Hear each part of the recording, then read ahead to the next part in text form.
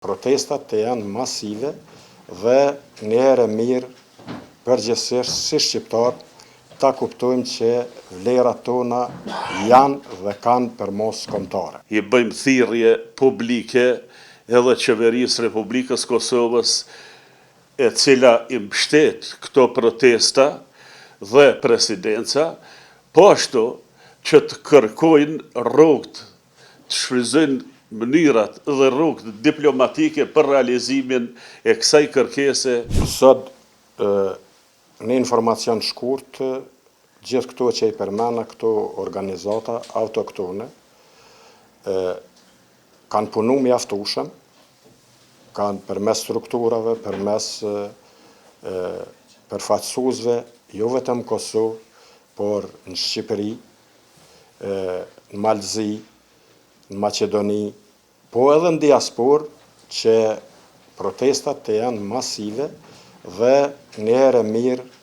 përgjithsisht si shqiptar ta kuptojmë që vlerat tona janë dhe kanë përmos kombëtare. Pra, në këtë rast, preket në vlerën kulmore, pa cilën vlerë, pa cilën luftë, pra në ushtrinë shërbëtare të Kosovës, nuk do të ishte liria. Dhe falë kësaj lufte, që orientoj drejt edhe faktorin NATO, sot e kemi lirin e Kosovës. Por, kur preket në luftën e ushtrisë shërbëtare të Kosovës, kur atakohet kjo luftë,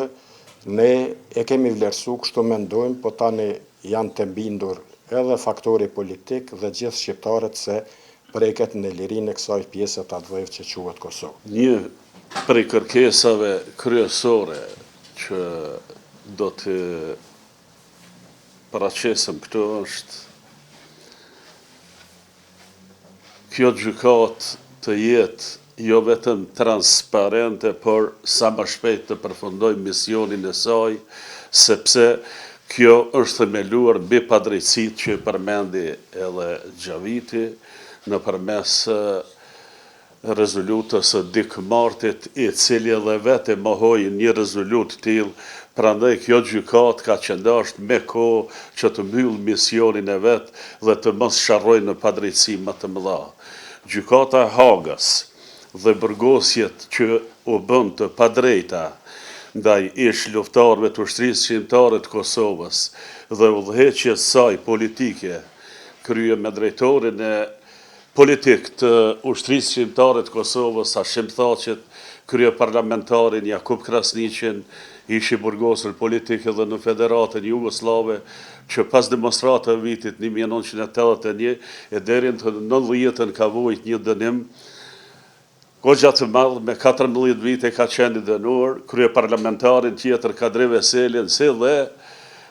deputetin Recep Selimin. Po sikur të kishin qenë pak fajtor, këta shumë lehtë do t'i shmangishin kësaj gjykate,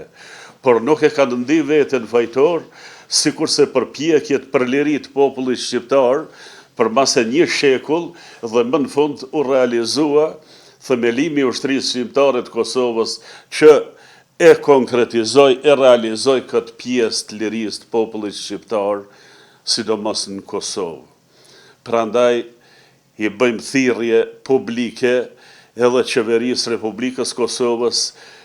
e cila i mbështet këto protesta dhe presidenca,